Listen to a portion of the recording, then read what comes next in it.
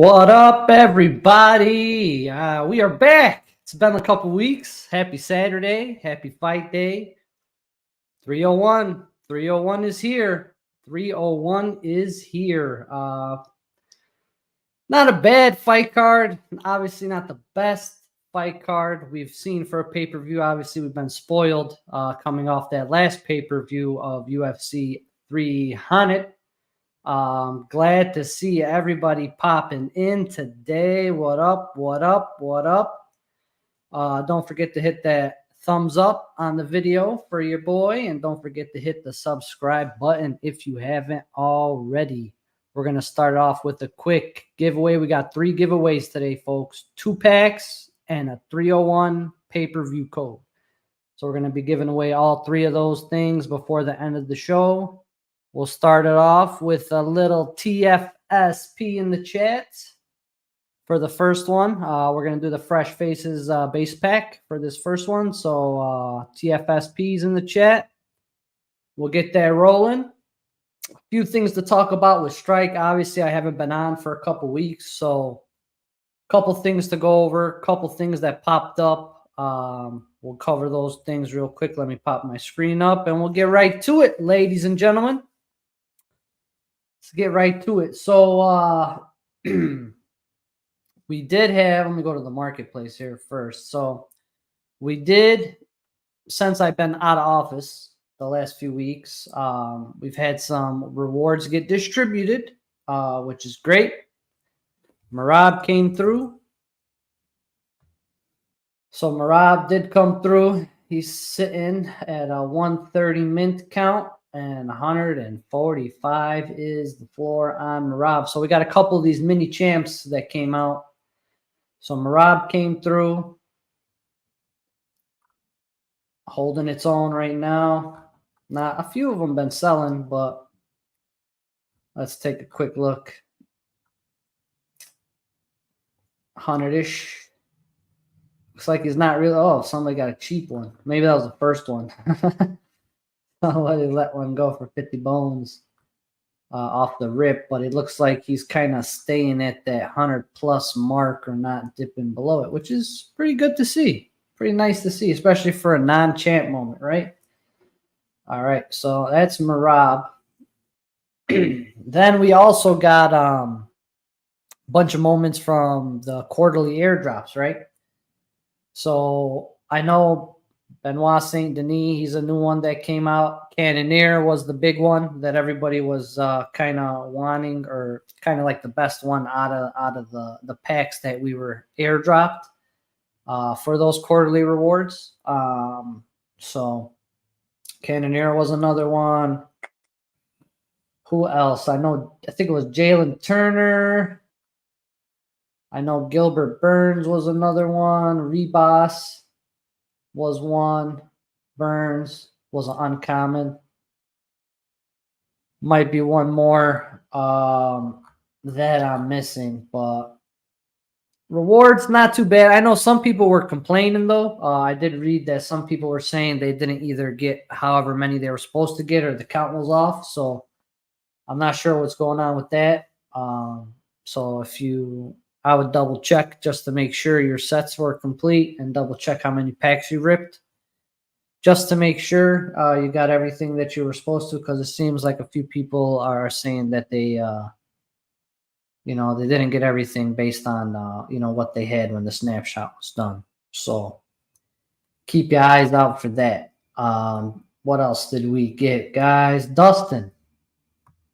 The Diamond Dustin Poirier came through. The Diamond came through yesterday. And he's sitting pretty hefty. I mean, it's an iconic moment. Conor McGregor getting knocked out in the octagon. Not something that happens often, if ever. So it's minted to 117. There has been a few one sale. So somebody picked one up at 189, which is pretty cool. Pretty cool to see.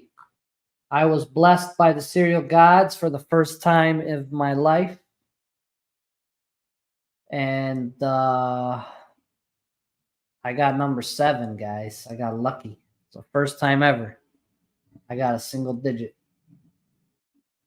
Very happy about that. My buddy RRX got number 1. Congrats to him for getting the number 1 on there. I didn't see who got number 117. I didn't see it posted, so I'm sure it's out there somewhere. But yeah, this is probably like, I mean, outside of a champ, guys, this is probably like the best challenge reward we've probably gotten.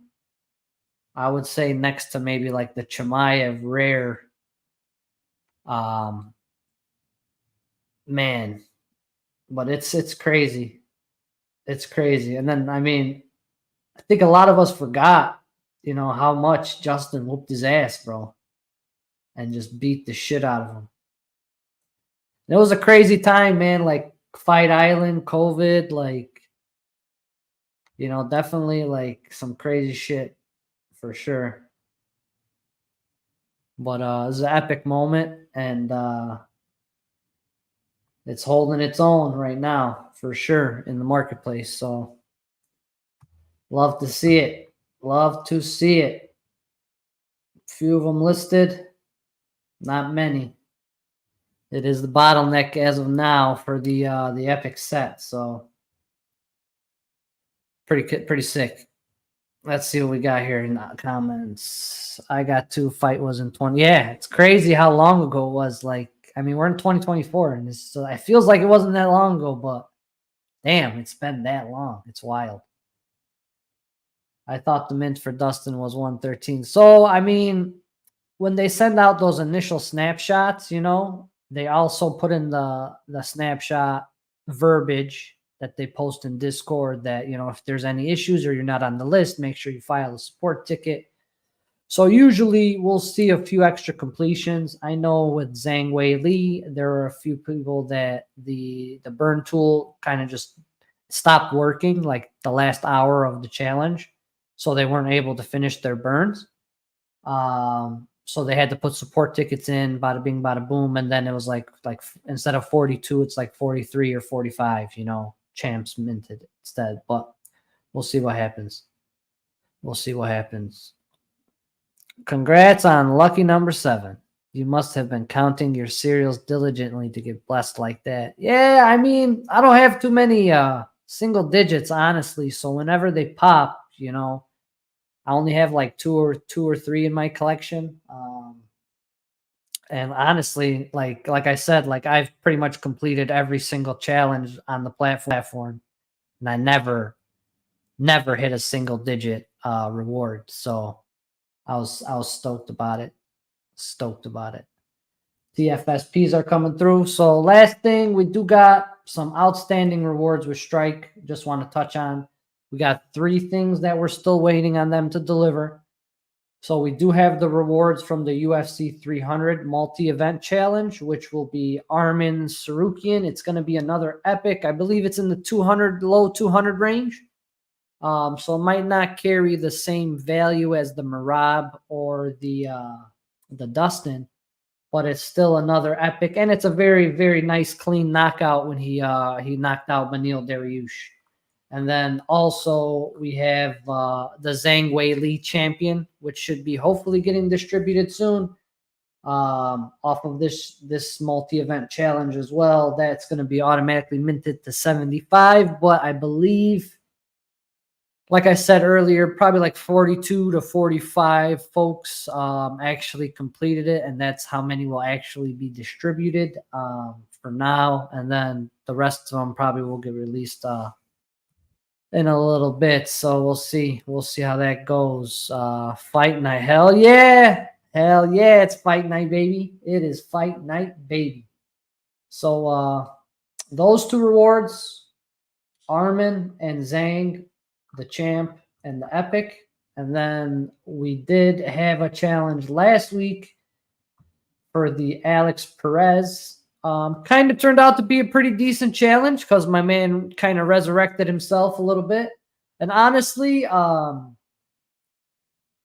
his fight against Mukayev, I think you could kind of say he might have won that. You know, you could say, depending on how you look at the fight, and strikes landed and versus control time and offensive versus defensive. You could kind of argue that he beat Mukayev, but after that loss, that tough split decision loss, I believe it was a split decision. He bounced back in a huge way with his knockout. Yeah, so it was pretty good reward to get an Alex Perez. Granted, he was Mr. Never Showed Up. He was pulling out of fights left and right, but it's good to see the guy getting a couple fights here. Pretty close together. Like within the last 6 months, he's staying active. Versus he was inactive for years, pulling out of fights. So his moment's coming out. It's a little bit I think it was in the close to the 300-ish range, if I'm not mistaken, but it's minted automatically to 500 because it's a rare. They're going to hold the rest of those back. But I thought it was pretty decent. I didn't really talk on this challenge because obviously I was not feeling too good last weekend. It's a little sick, and my voice was shot, so I couldn't get on the show at all. But I mean, if you had the commons, man, Pat, this was a cheap completion right here, burning these 5 commons if you had them. So I had plenty of commons to send to the incinerator, and I burned for 4, and then I had the completion part done for 1. So I have 5 of these coming. We'll see how it goes. When it drops. Probably going to be in that same $3 range. Might be a buck higher, just because it was a challenge reward. But maybe the first month or so when it drops, and then it'll eventually maybe get down to that $3 range. But we'll see. We'll see how it goes. But that's enough about Strike. With all that said, ladies and gentlemen, we're going to get into this fight card, but we're going to run the TFSP giveaway first. So this is for the Fresh Faces base pack. Make sure you get your TFSPs in the chat because we're about to run this bad boy. I'm going to take a quick sip while you guys get your TFSPs in there.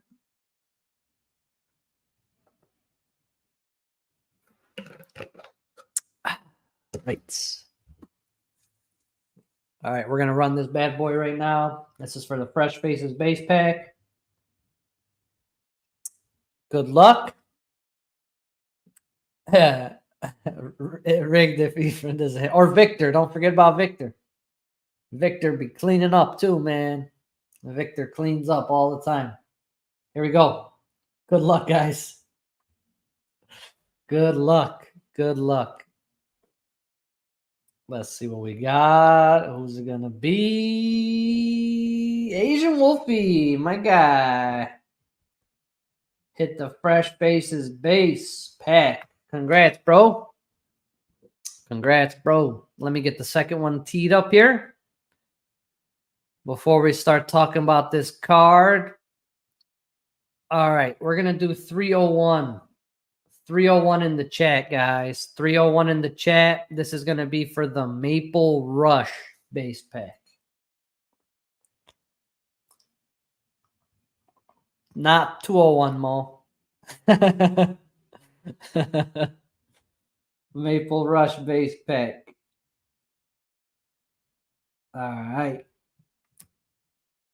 Let that run. Make sure you get your 301s in there. Let's talk about these fights, guys. So I did a little bit of research. I'll be honest. Depending on the week, sometimes I have more time, less time to kind of drill down into the fights. But I would say my research on this card is probably about 65-70% to my liking. But I'm pretty confident based on what I read. Especially because some of the fights I really didn't even look at just because of how heavy the odds are, the favorites, stuff like that. But some of these, the prelims and early prelims, I definitely did a little bit more studying because I think this is where all the good action is going to be at if you're trying to make some dough. Most definitely. So let's start at the bottom. with the early prelims. So we did lose one fight. William Gomes, man, I don't know if you guys saw this guy yesterday. Holy smokes. I don't know what happened, but somebody made an absolutely monumental mistake with this guy's weight cut. I don't know if they had a bad scale or the scale was not calibrated properly, or if he just ended up getting sick and just like, but I don't think if you get sick and start vomiting, you're going to be like throwing up that much, or like losing that much weight, because my guy came in. He had to come in at 146, featherweight limit. My guy came in at 143, 3 pounds under. He looked like absolute death on the scale. And like, it's just a shame because, bro, the guy could have, like, 3 pounds under, and he was wearing he was wearing jogging pants and a t-shirt that was soaking wet. So dude was probably like 142, 141 maybe. Like, bro, this guy could have been drinking all all morning, or at least sipping all morning. Like, it's crazy. Somebody made a horrible mistake. The guy got absolutely super sick. Couldn't even get back on the scale to take a picture. They walked him off. And then like hour later, they're like, fight's off. Dude's not going to do it. And I'm glad they pulled him off, but man, somebody messed up big time. And he's a good prospect, dude. He's fun to watch. I was looking forward to his fight. So it kind of sucks that they pulled him, or it's kind of not that they pulled him. I'm glad they pulled him, but it sucks that the whole circumstance played out the way it did, because man, it's a damn shame, and it's fucked up. Honestly, it's messed up because yeah, if you didn't see it, take a look on Twitter. Just Google his name. You'll see the videos, man. It's not a good sight. So that out the way, Mr. Alessandro Costa versus Kevin Borjas. Starting us off, you're going to see a lot of Brazilians on this card, for the reason being that the card is in Rio de Janeiro, Brazil. They are definitely represented hard on the card. A lot of good fighters on the card from Brazil. A lot of up-and-comers, a lot of Dana White Contender Series alumni getting their first crack in the UFC octagon. I believe Mr. Costa is one of them. And honestly, this fight is very interesting. Costa's a good grappler. He's a good grappler, but he doesn't do well getting people down or keeping people down. You know what I'm saying? So he'll chase submissions, and eventually, like with him chasing submissions, based on like some of the fights that I watched, he'll lose his guys in scrambles and stuff.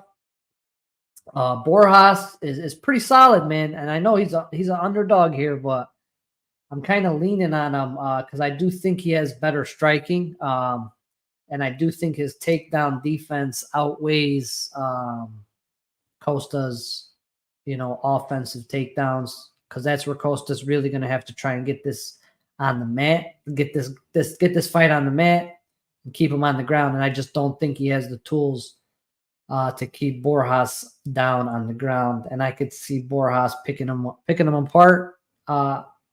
Maybe decision. I can see a decision, but I would not be shocked. I do feel like Borjas will probably, even though I like Costa a lot, but I just think he needs to. He's unpolished, man. He needs to work. He needs to do a little bit more all around work, mixing things together, and he needs to work on his control, because that's really where I think he has his most. Going to be the problem for him, because if it does hit the ground, he's not going to have the tools to keep Borjas down, keep him in control on the ground, and try and find a submission. Borjas will probably pop up and keep it a striking match. So I'm leaning on Borjas to get it done with the first one upset. Next one, Ismail Bonfim coming back to fight Vince Pichel. Ismail Bonfim lost to Benoit Saint Denis. His last fight, he got subbed by Benoit Saint Denis. Tough fight, right?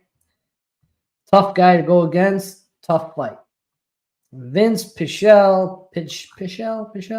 Yeah, Vince Pichel. Here's the problem with Vince. Vince is 41 years old versus a 28-year-old Bonfim. But one thing that I did not like about Bonfim is his gas tank in that Benoit Saint Denis fight. So he gassed, man. He gassed after like the first round, like towards the middle of the second round. The dude just looked like he was gassed, you know? So that's what I'm worried about the most about him. He's a huge favorite, right? Huge favorite. And for good reason. He's a finisher. And a lot of people are expecting him to maybe get a finisher possibly early. And I think that's his best path to victory based on his past performances and how he's looked. Going a little bit longer in fights. So I think Vince, though, is a dog, and you can't really count dogs out, right? Pretty decent chin on Vince. So that's another thing to take a look at. Doesn't really get knocked out. One thing I do like is if this fight does start getting into the later minutes, Vince could steal this fight. Vince could definitely steal this fight. I probably wouldn't. I'm not looking at this at a money line perspective. I either think you take Vince by decision or you take Bonfim by finish. That's how this fight's playing out. If I had to pick one, I think the younger guy, Benoit Saint Denis fight, I think he's going to come back a little bit hungrier, a little bit ready, a little bit more prepared. I mean, because he kind of walked through his last few opponents. So he hit a brick wall in Benoit Saint Denis. Obviously, we all know what that guy's all about. So I think I do think Bonfim gets it done. But would I be shocked if this fight goes into the second round? Bonfim starts fading, Vince steals it? Not at all. Not at all. But I do like Bonfim getting back in the W column. Let's see what we got next here. Barbosa versus, well, I'll go with the first names because I believe that's a Lithuanian last name, and I am not Lithuanian, guys. Dion versus Ernesta. So let's see what we got. So big thing that jumps off the page here is the height and reach of Ernesta. So obviously we got a striker versus grappler match here. Mrs. Barbosa is going to try and get this fight to the ground. Averages 3 takedowns. 12 and a quarter significant strikes landed per minute. It's pretty wild. It's a pretty wild stat, if you ask me. 9 subbies. Interesting. 5-0, 6-2. I believe Ernesta is coming off of the Contender Series. Yes, she is. And Miss Barbosa, Contender Series as well, making their UFC debuts, both ladies. It's tough, man. It's a tough fight. It's a tough fight to call. Obviously, you got striker versus grappler. Usually, you tend to like the grappler in these situations if they're a little closer in height and reach. Because this shit jumps off the paper right here. Like almost 5-inch reach advantage. That's nuts, bro. And I could only imagine what like the leg reach is. So I could really see her probably picking her apart, dude. I wouldn't be shocked if she picks her apart all fight, wins it. Because, I mean, damn. Very interesting. Obviously, her path to victory here is getting it to the ground. But I think I like the underdog here. I think I like the underdog, Ernesta, with that height and reach. I like Ernesta getting it done. She's younger too. 31 versus 25. Doesn't throw much, right? Think you're going to have to throw a little bit to mix things up with Ernesta to try and get the takedowns, to mix in the takedowns and stuff like that. You're not throwing too much, like not even one significant strike landed per minute. I don't like it. I don't like it. I don't know. Man, that's wild to me. That's wild to me. But I like Ernesta. I like Ernesta. To the next one. Mauricio Ruffy versus Jamie Malarkey. So, did a little research on this one. We know both guys pretty decent. I mean, Malarkey, we know him from Cage Warriors. You know, he's been around a little bit. Up and down the last few fights, but I do know the last few times he's lost, he's gotten knocked out.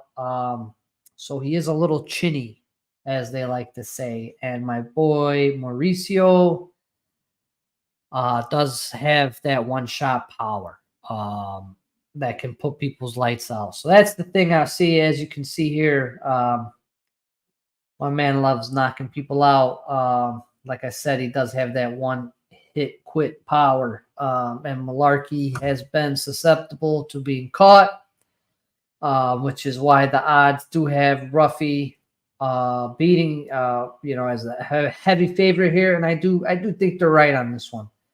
I think he'll probably find Malarkey's chin at some point early in the fight, put him on his ass, or knock him out cold and call it a day. Yeah, some of these fights are going to be quick just because on paper, it's just like some of them are just like toss-ups, alley-oops for some of these guys to just make their way into their divisions or to clear out an old name or old contender, things like that. So those are the early prelims to the main prelims here. Joaquin Silva versus Drakkar Klose. So this should be a very fun fight. I'm looking forward to this one. Both guys are matched up pretty well in all stats across the board. Mr. Silva is definitely more decorated in the jiu-jitsu, grappling. Definitely in the grappling, and maybe not so much the wrestling, but like when it comes to submissions, jiu-jitsu, stuff like that, I definitely like Silva's chances there. Klose is definitely the one with the faster hands in this fight. Definitely has the better striking in this fight. He's gonna really have to. He can't fight wild in this fight. You know what I'm saying? Usually, Drakkar Klose fights are pretty wild. If he fights wild, he could find himself getting caught in a sub, and I mean, could happen for sure. But I just think based on his striking and how these guys, I have a feeling based on like how the weigh-ins look too. Like I think these guys want to brawl. You know what I'm saying? In a brawl, they're standing and banging, and Drakkar Klose is picking his shots. I do think that he'll get it done. He'll get it done. But it should be a really fun fight, man. I'm looking forward to it. Like I said, these guys were heated at the weigh-ins, and they got Klose as the favorite. I think that's justified here. I think his striking is a little bit more crisp. You could see his accuracy right here. Better accuracy with his shots. We'll see. I don't know if he's going to mix in his takedowns too much because you don't want to get this guy on the ground because, like I said, he's a BJJ expert. So take this guy down to the ground, off his back. He's a little dangerous. So I think he's going to try and keep this fight standing. And, man, should be one for a really, really fun one to watch. Mo says, yeah, this one will definitely be a barn burner. Most definitely a barn burner. For sure. For sure. Next one. Elvis Brenner versus Mike Tebek. Orobai. This guy, if you don't know him, this guy came out nowhere a couple like last year. And he fought Euros Medic at 170 pounds, and he beat him, subbed him in the second round. That was at 170. And now my guy is fighting at 155, where he should have been fighting originally. So this is going to be interesting because Elvis Brenner's a beast too. Elvis Brenner's definitely a beast. One thing I didn't like about Elvis Brenner is that whole, I'm pretty sure it was him. Yeah, I'm pretty sure it was him. His weight cut, like video and shit, like showing like how the guy's dying with his weight cut and stuff. Like, you shouldn't be showing people weakness during the fight week, bro. Especially people that you're fighting, like Orobai, who's an animal. And like I said, the guy was fighting at 170 the last round. Last time he fought. I mean, he's a grappler, 100% grappler. Obviously, Elvis Brenner is a scary submission threat for sure. But so is Euros Medic, and Orobai implemented his wrestling game plan and worked his way to find a finish. And I think this is probably going to be like a really fun up and down, back and forth, like grappling match. But I think Orobai will probably pull it out, fighting at his actual weight class that he should be fighting at. He shouldn't be at a disadvantage. Yeah, I think he's going to be shooting the takedown. Look at that. 11 takedowns, man. That's nuts. Nuts.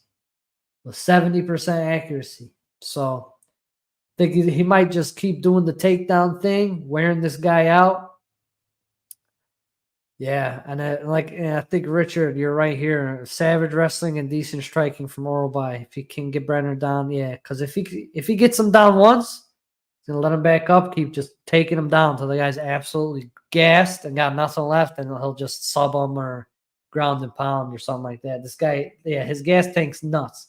And then when you look at a guy like Brenner with that weight cut video and stuff, you're wondering how good is his gas tank, you know? So I don't know. I'm liking Orobai in this one as well.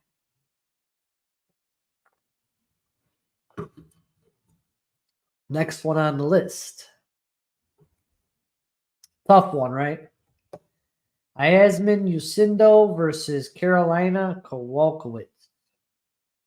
Carolina's been in the game for a long time. She's been on a little run, too. She's been winning her last few fights. Sending back contenders, right? Vanessa Demopoulos, Diana Belbita, Gomez Juarez, Felice Herrig. Well, I don't know if that's sending the contender back on that one, but she's got herself a little 4-fight win streak going the last 2 years, right? She's fighting twice a year. So this is her first fight of 2024, but she is going against an absolute killer in Miss Lucindo. Absolute killer in Miss Lucindo. Big thing that jumps off the page here, guys, is the age. We got 22 years old. Get this a little bit bigger. We got 22 years old Lucindo versus 38 years old Carolina. Pretty nuts. Pretty nuts. I mean, Lucindo's going to be way faster. I think she's probably more powerful, for sure. Carolina's definitely a dog. She's been battle tested, but at some point, man, it catches you. And you're going to face the right opponent at the right time and an enemy territory, fighting a young, hungry prospect. Slight reach advantage here for Lucindo. Do like that. She's definitely the heavier hitter. Accuracy on both ladies is almost dead even. Lucindo definitely better grappler. Definitely better on the takedown side too. Hate to say it, but I do think Carolina is going to lose this fight, unfortunately. And I believe Mrs. Yasmin Lucindo will get it done by finish. To the next one. Jack Shore versus Joanderson Brito. These guys were pretty fired up. Well, I know Joanderson Brito was definitely fired up yesterday at the weigh-ins. My man was going nuts. Both these guys, if you look at them on paper, almost dead even, right? Significant strikes, age, height, reach, everything's almost identical. Accuracies within 5%, takedowns almost identical. My guy Brito is better at his takedown accuracy, submissions almost identical. Like these guys are evenly matched, almost as evenly matched as it can be on paper, right? I believe the odds are favoring Brito simply because I think he's a heavier hitter. I think he hits a little bit heavier. Shore doesn't really put too much more volume in than Brito does. So I think when they have their exchanges, 1-for-1s, 2-for-2s, 3-for-3s, because they kind of throw at the same pace, Brito is going to be the guy who's landing the more impactful strikes. I can see this going to a decision because Shore does have a pretty good chin. I don't think he's been knocked out in his career. Yeah, he's never been knocked out in his career. So he's got a pretty solid chin. Lost to Ricky Simone, who was probably his toughest test that he's fought up into this point in his career, and he's lost. And I would say, like, if I had to put Simone and Brito next to each other, I'd say they're pretty closely matched. I'd probably favor Brito a little bit in a Simone fight, which is why I think the odds got Brito here as a slight favorite, and I agree with them. I just think based on skill sets, both guys are pretty evenly matched. And like I said, if we're doing 1-for-1, if they're, 1-for-1 shot, like trading shots, 1-for-1, 2-for-2, Brito's going to be the guy who's going to be landing more damage. So I'm rolling with Joanderson Brito to get it done, to kick us off for the main event. Before we start talking about the main event, guys, let's run this 301. Get your 301s in the chat. Last call, Maple Rush, base pack. Let's see those 301s. 301. There we go. There we go. All righty. Give it a couple more seconds here, and then I will run the 301 Givey. Good luck, everybody. And then we got one last one after this, and we'll talk about the main card and run it at the end here. That pay-per-view code for sure. For sure. All right. Good luck, everybody. This is for the Maple Rush base pack. Here we go. Let's see who's going to get it. And it is Mo Fresh. Congrats, bro. Mo Fresh hit the Maple Rush. Nice, Mo. Congrats, bro. Hell yeah. All right. Last giveaway of the day before I'll start it and run it after we talk about this main card. Rio in the chat. Rio in the chat. The king is back. The king of Rio is back. Let's go. Hell yeah, Mo. Hell yeah. Rio.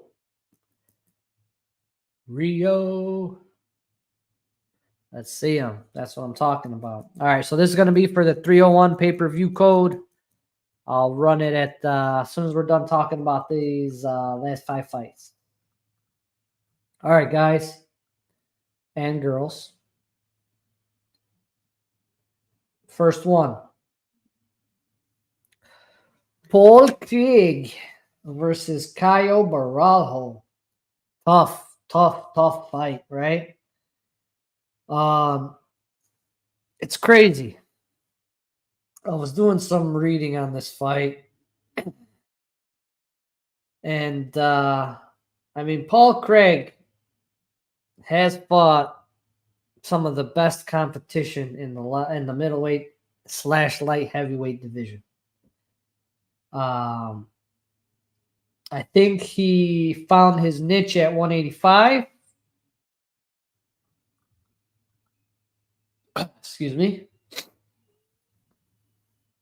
But I mean, the Muniz fight was interesting because that's him against another grappler. That's one to take a look at. Uzdemir, Johnny Walker was bad. And then Brendan Allen. Tough. Caio, on the other hand,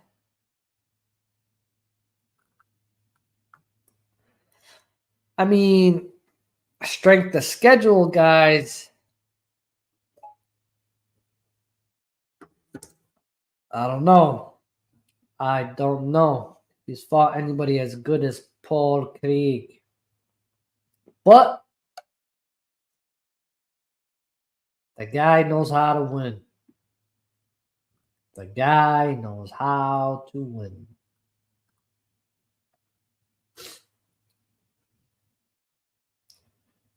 It's a tough one. A very tough one. Let me look at Paul Craig's full history here, just so we get a good idea on some of the. See, he's got a win over Jamal Hill, Krylov. These are top guys, you know.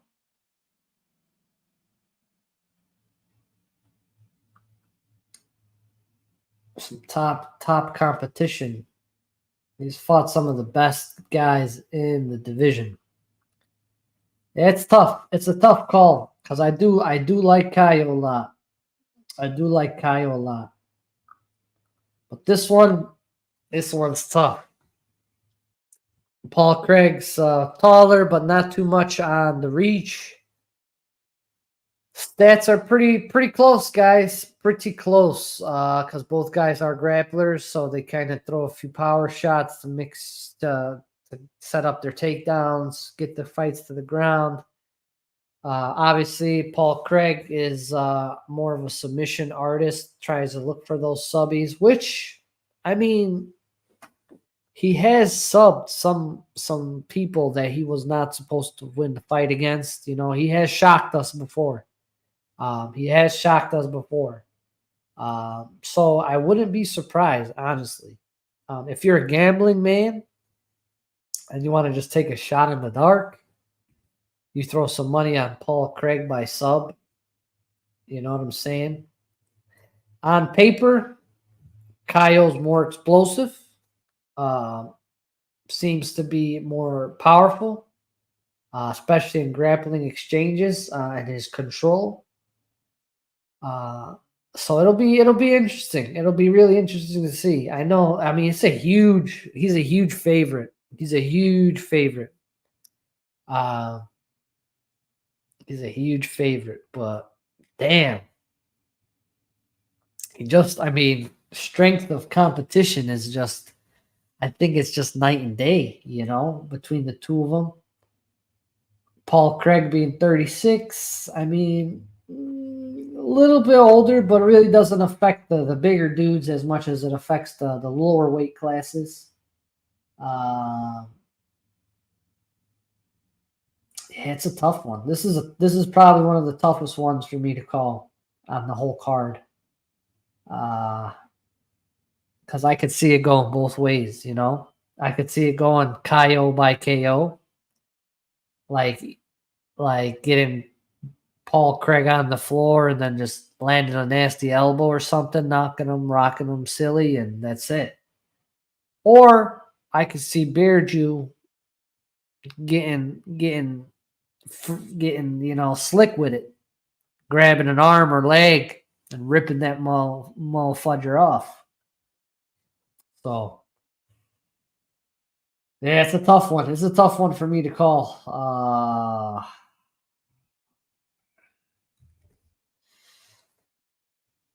I think I'm gonna have to lean on the odds makers.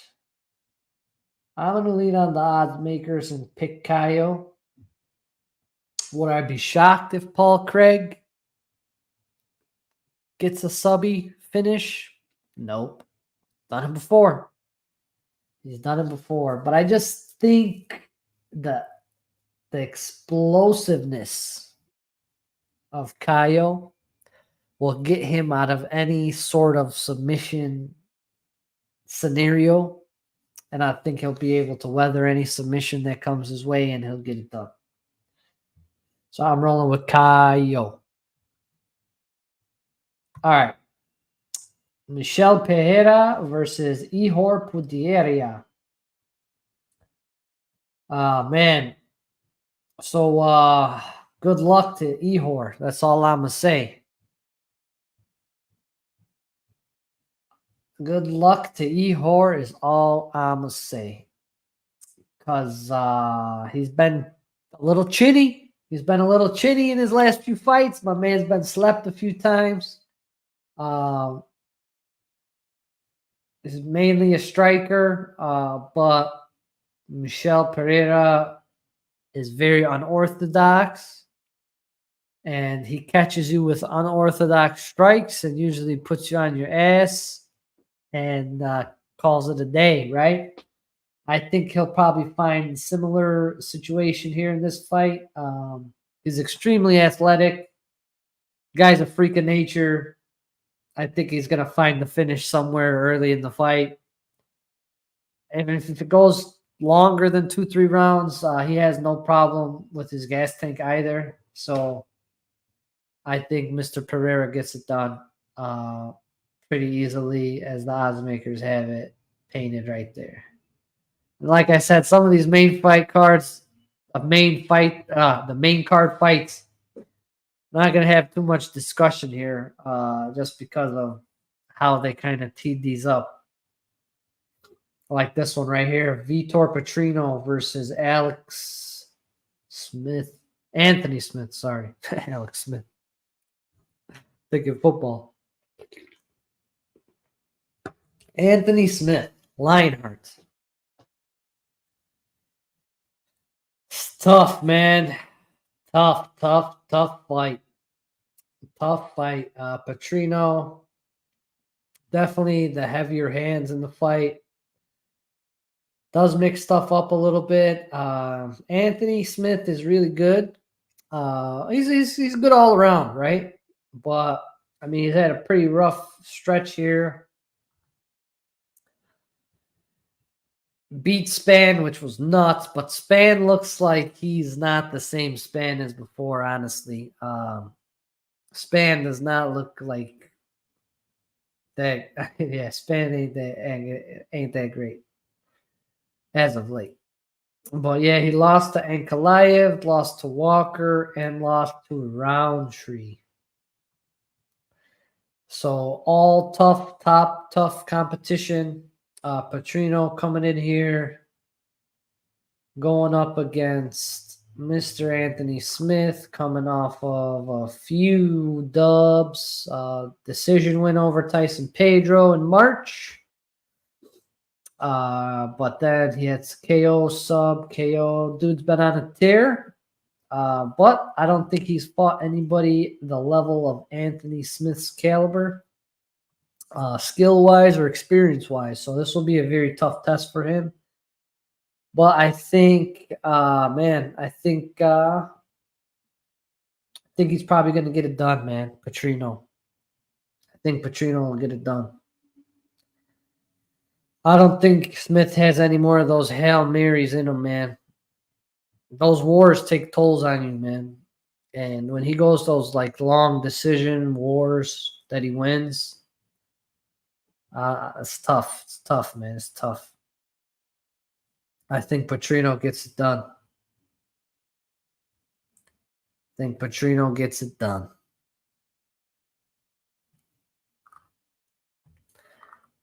Tough one here.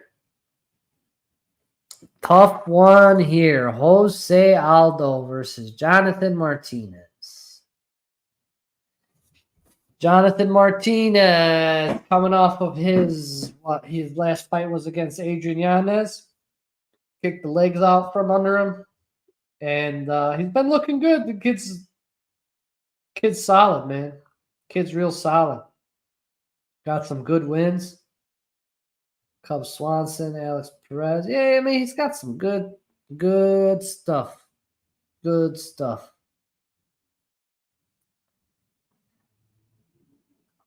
Aldo, King of Rio's back, making his return, man.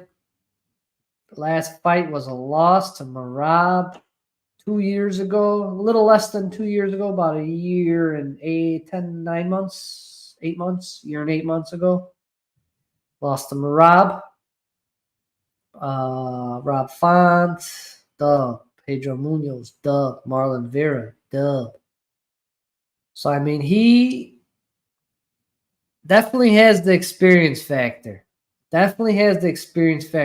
Definitely fought the best people in the world at that weight class that are still fighting in that weight class. Jonathan will probably want to fight at some point.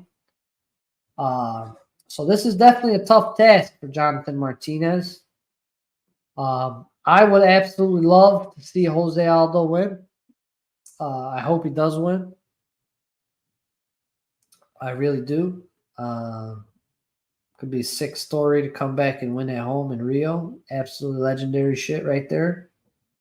But this kid's tough, man. This kid's tough, and he's a dog. It's probably gonna come down to will and heart, man. Will and heart. It's probably gonna come down to it. And man, I don't know, man. Maybe Aldo's not gonna want to lose at home. And he's just going to go nuts, bro, and just leave it all out there. He's not going to be having a guy shooting takedowns on him 100 times like Merab. Yeah, it's interesting. I mean, we're talking about a striking match, guys, and we are talking about one of the most polished, elite strikers in the history of our sport. And if it's a straight striking match, I don't know, man. I don't know. I would love to see Jose Aldo win. I'm going to pick Aldo. I don't care. I'm picking Aldo. I'm going Aldo for the dub. Hell yeah. Aldo going to mollywop this kid. Yeah, the leg kicks I don't think can be too much of a factor because these guys be kicking. Aldo's been kicking trees for fucking 40 years, so. All right. Main event, guys. Main events. Pantoja versus Erceg. Tough fight. Obviously, we do like Steve Urseg's height. His reach doesn't really close it too much, as Pantoja has similar reach, but Urseg should be able to have some distance with his shots. But I do have to say, Steve Urseg has not fought anybody in the top 10 of the division, which is absolutely bonkers. Which is crazy, bro. Which is crazy. Because if you go, I mean, just looking at it based off of their resumes and experience, bro, like, how can you not pick Pantoja? You know what I'm saying? How can you not pick him? Like, it's ridiculous. Because I started doing some more drilling down, digging down. Like, the guy fought Alessandra Costa, who's fighting on the early prelim 2 fights ago.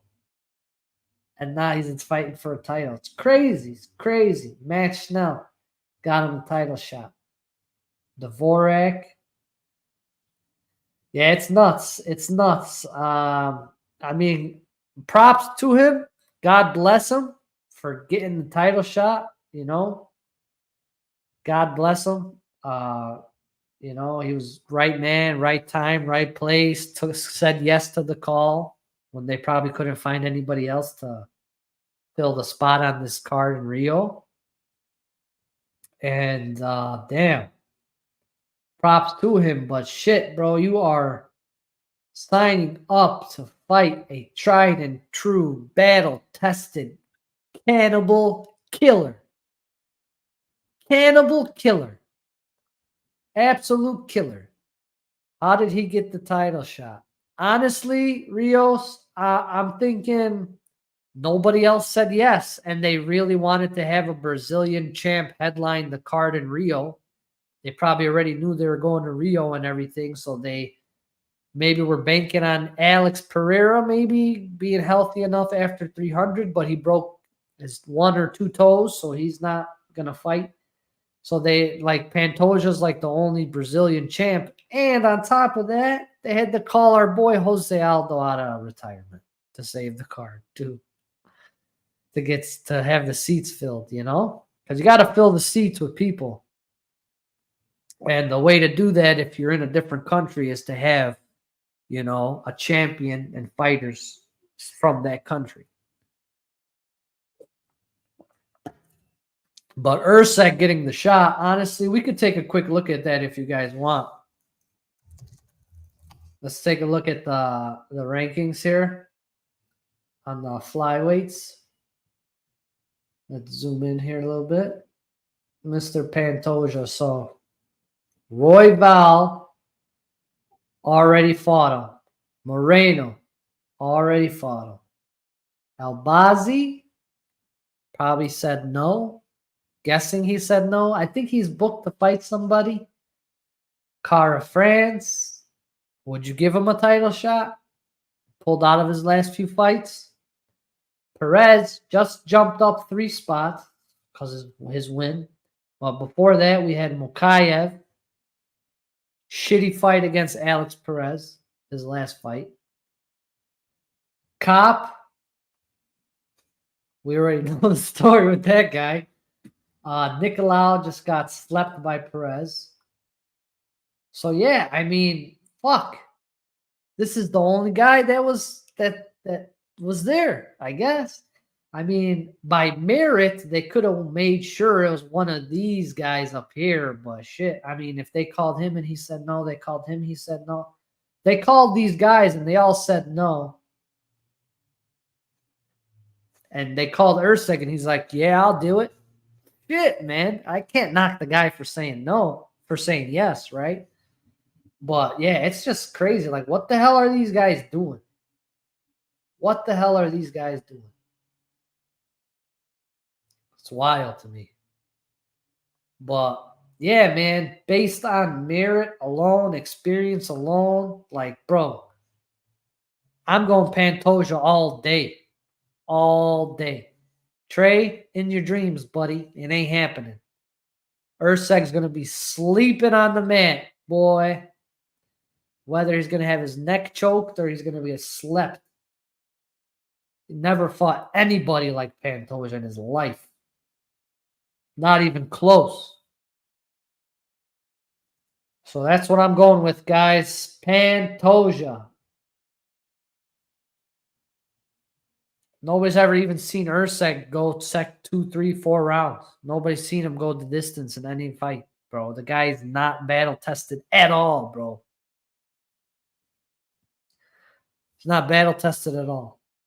If you ain't battle tested, you ain't beating a guy like Pantoja.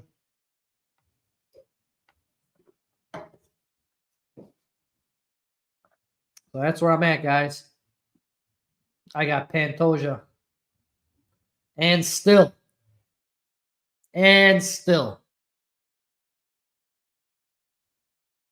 But that is pretty much everything we got for today, ladies and gentlemen. I do appreciate everybody hanging out. Last giveaway is still going. Make sure you get your Rios in the chat. Pantoja at home, can't lose. Same for Aldo, the king of Rio. Hell yeah. No, I don't freeze, bro. You're frozen.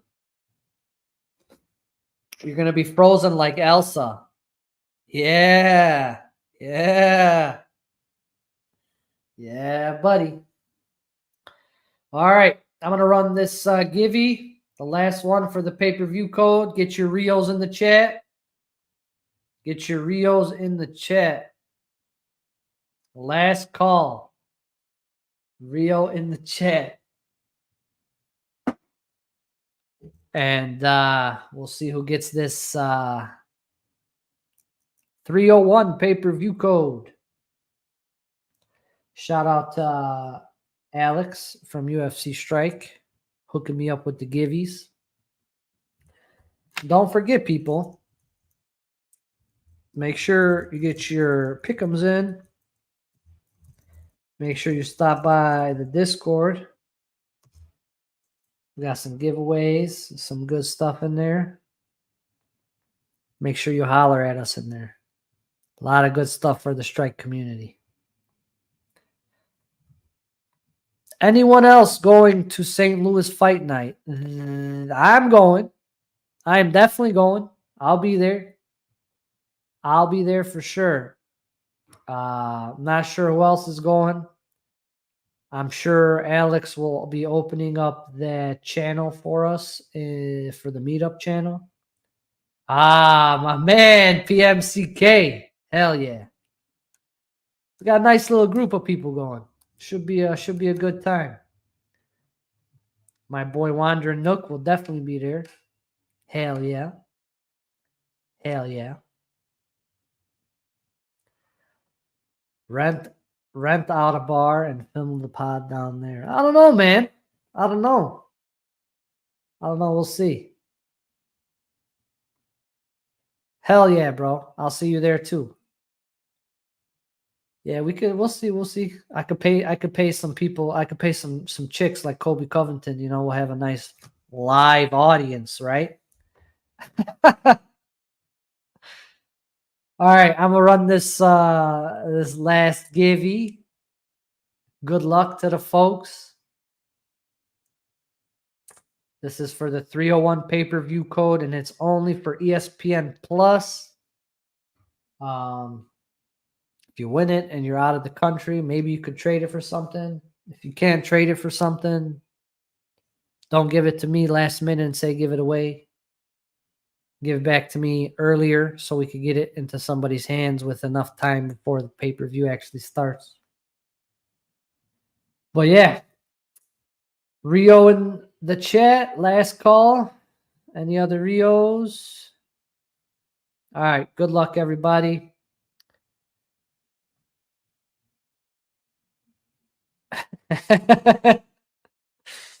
That's a good one. That's a good one, Alex. Good one. All right, good luck, everybody. Here goes the pay-per-view code. Who's gonna get it? Winner is Oh, Wandering Nook. My guy hit the pay-per-view code. See you in St. Louis, dog.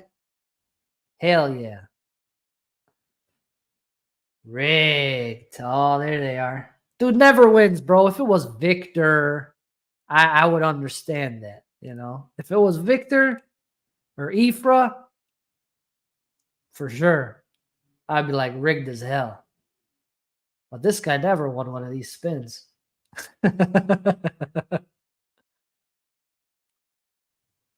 Hell yeah.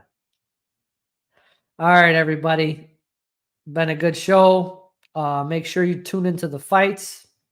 Should be some bangers. Should be some bangers. The king is back. Jose Aldo, baby. But yeah, until next time, I'll see you guys. Probably not next week because I'll be in St. Louis, but I don't know, maybe we'll see. I mean, I'll definitely be active on the social media. I'll be posting stuff, you know, little videos and stuff here and there, just like I did when I was in Nashville. But I don't know, we'll see. We'll see if I get a show in or not. But make sure you get your pick'ems in. Make sure you know, get your DraftKings in. You get you know, everything. Get all your stuff done before the fight start in a couple hours. Poker's starting in a little bit. And that's pretty much it, guys. Until next time, I am out. Peace.